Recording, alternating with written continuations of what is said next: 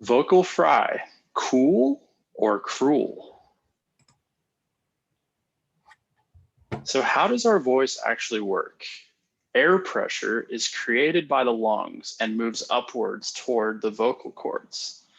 This air is then pushed out of the lungs to the vocal cords by the muscles of the diaphragm, abdomen, ribs, and chest. This airflow and air pressure causes the vocal cords to open and close rapidly, around 100 cycles per second in men and between 180 and 220 cycles per second in women. The sound then moves through and is molded by the spaces in our throat, nose, and mouth. It is further shaped by our articulators, the tongue, lips, and teeth. What is vocal fry?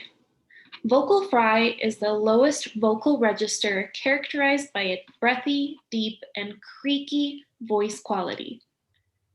With vocal fry, the vocal cords are more relaxed than normal, which can limit the airflow and create slower vocal cord vibrations. This results in a low pitch and suboptimal airflow for speech. This usually happens throughout a speech utterance, and it may lead to vocal fatigue and throat pain. This is normally not considered a vocal deviation when so many people speak with this quality in their everyday speech. Is vocal fry bad for you? Vocal fry usually accompanies a primary medical issue when considered disordered, such as a voice disorder called muscle tension dysphonia, lesions of the vocal cords, and respiratory issues. Research has not confirmed that vocal fry is harmful, but it is suggestive of damage. For example, there is an idea that vocal fry may lead to nodules or polyps, which is a callus or blister-like growth on the vocal cord. Vocal overuse also may lead to damage. For example, if you're trying to project your voice while singing or yelling while trying to maintain the vocal fry quality, it can lead to damage. Social and historical issues. Vocal fry is not a new phenomenon, but more recently, it has gained more attention. Vocal fry has been viewed as annoying, particularly by older listeners.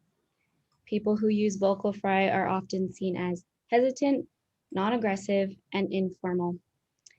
Possible reasons that people do not like vocal fry are regular pitch is not maintained, it can be distracting from the message, and some people do not like to see the way their language is spoken change. And on the other hand, some young people might view vocal fry as being cool. So, gender issues. Both men and women use vocal fry.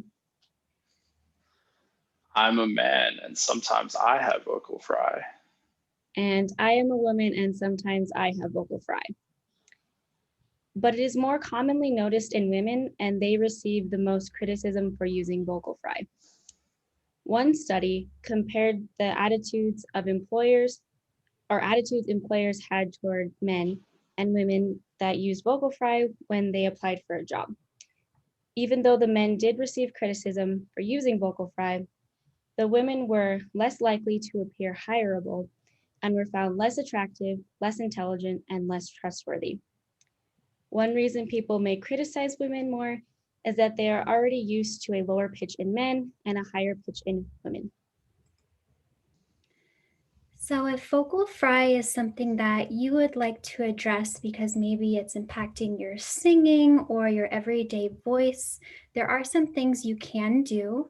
So this is not a complete list of the therapy techniques out there, but just to give an example, there's something called resonant voice therapy, where the goal is to feel nice forward vibrations. So instead of feeling the glottal fry down here in your throat where it's really, really centered down here, you bring it forward. So I'll demonstrate with Diego really quick.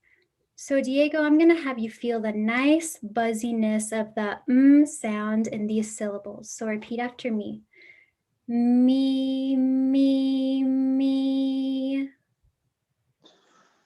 Me, me, me. Nice. And Krista, I'll have you show what respiratory support looks like. So sometimes at the ends of sentences, people fall into glottal fry because they're losing their breath. So Krista, go ahead and give us a run-on sentence, and we'll listen to how your voice changes towards the end of the sentence. Okay, so my favorite food is a grilled cheese, and I really like how yummy it is, and it's one of my favorite comfort foods. Okay, so that's actually sounded pretty nice and forward.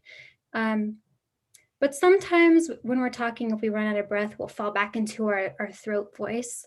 And so a really simple way to address that is to get comfortable with taking more breaths. And then also maintaining a really nice upright posture will help you get those really deep breaths. So it's not shallow breathing from your chest. And just maintaining that really nice consistent airflow from the start of when you begin talking to the very end. And so I've included some resources if you'd like to check out the resonant voice therapy technique to try it out for yourself.